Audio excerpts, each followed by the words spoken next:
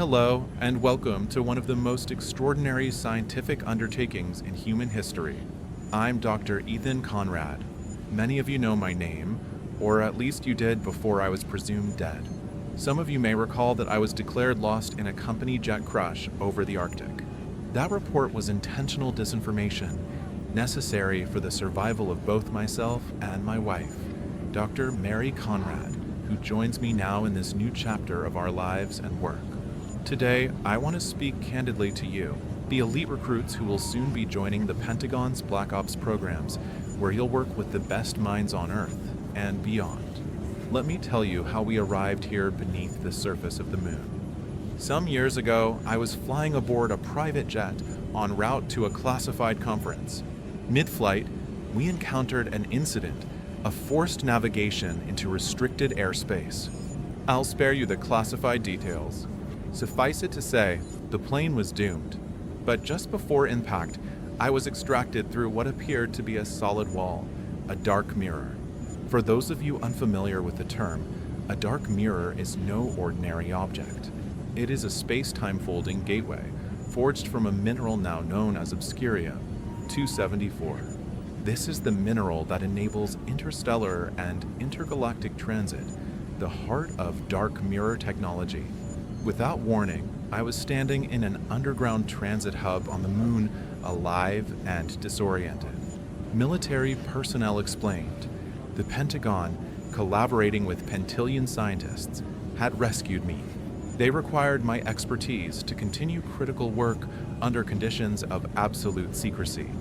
At first, I refused to proceed without one condition, that my wife, Mary, be brought here with me. I could not and would not continue such work without her by my side. The officials agreed, but at great emotional cost. Mary had already mourned me. She attended my funeral. She believed I was gone. The day she stepped through the dark mirror to join me, I'll never forget the look in her eyes, grief, disbelief, and the deepest kind of love. It is a burden I will carry the rest of my days. But from that point on, we committed to this work together. We now live and work beneath the moon's surface in facilities more advanced than any on Earth. The Department of Defense provided us with a home embedded into the side of a vast lunar crater, halfway between the near and far sides of the moon. The panoramic windows look out across the crater's interior, a raw, alien beauty, with the stars of deep space shining above. Imagine waking every morning to a view of the cosmos itself. They have treated us well, not simply as scientists, but as valued assets. The laboratories provided to us rival anything in the Galaxy Alliance. We have access to technology far beyond civilian awareness, AI-controlled quantum systems, zero-point energy fields, precision gravity calibration, and holographic environments for simulation and testing. We are also honored to work alongside the Pentillion scientists. For all intents and purposes, Pentillions are human in appearance and biology, but with DNA and consciousness exponentially more advanced than our own. They possess knowledge and perspectives spanning eons. Their collaboration has accelerated our understanding of Obscuria, 274, and its countless applications. And here is what I want you to understand about dark mirror technology itself. Obscuria, 274, when properly refined, allows the creation of dark mirrors, devices that fold spacetime. These are not simply portals. They are stable, tunable constructs that create real-time connections across astronomical distances by manipulating space-time curvature through engineered gravitational effects.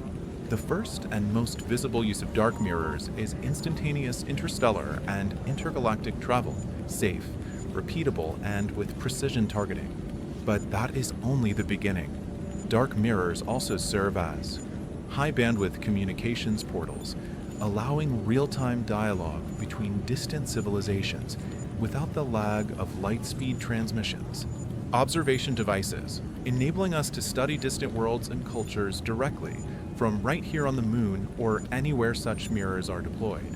Supply chain conduits for transporting personnel, equipment, and critical materials across the vastness of space. No starship required. And perhaps most exciting, they are the enabling core behind gravity platforms, the technology that makes floating cities possible. Gravity platforms are vast artificial slabs, typically composed of basalt fused with veins of obscurium, 274. When properly engineered, they generate stable, self-sustaining gravitational fields, allowing structures to remain suspended in space. Cities like Galaxy City, at the very rim of the Milky Way, would not exist without this capability. It is hard to overstate the power of this mineral and this technology. Now, a more sobering truth. This crystalline ore is mined deep beneath the moon's far side, in a covert operation run not by us, but by a rogue reptilian faction allied with the Alpharat species of Dragos, warmongering reptilian adversaries. Their goal? To extract obscurium, 274 on a massive scale. It is used to construct dark mirrors for both civilian and military purposes, gravity platforms for cities and habitats in deep space, and for advanced military applications, coatings for starships and vehicles that render them invisible to most forms of detection, impervious to known energy weapons, and resistant even to matter-based attacks. When I first saw a 3D schematic of the mining network beneath the moon, a vast, labyrinthine web of tunnels and chambers, it reminded me of a colossal anthill. Their subterranean network extends for tens of thousands of miles. Transit systems built by the Reptilian Empire run alongside ours. Our labs must remain constantly guarded against incursion. Thankfully, we are well protected. The military has stationed a formidable security force here. These soldiers, some of the finest ever trained, are equipped with advanced weaponry and surveillance gear. They safeguard not only the scientific teams, but the very heart of the Pentagon's most critical technological advancements. And when I say we are treated well, I mean that literally. The government has gone to great lengths to ensure morale and quality of life in these isolated environments. One delightful example, just outside our living quarters is a star car bay. Picture this, a gleaming fleet of star cars in every color of the rainbow. They remind me of giant, sleek jelly beans. Their reflective skins shimmer like liquid metal, each embedded with self-illuminating logos that shine even in the deepest darkness. These are not mere vehicles. They are marvels of engineering, powered by gravity-nullifying cores derived from obscurium, 274. It is an extraordinary thing to glide across lunar terrain or through the transit tunnels in one of these beauties. Now, many of you watching this message are considering your future. You've been offered an opportunity to serve in roles that will remain classified for life. Some may hesitate, understandably so. Let me tell you this.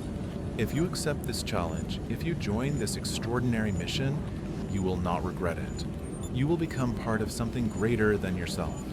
You will work with men and women who are brilliant, courageous, and driven by purpose.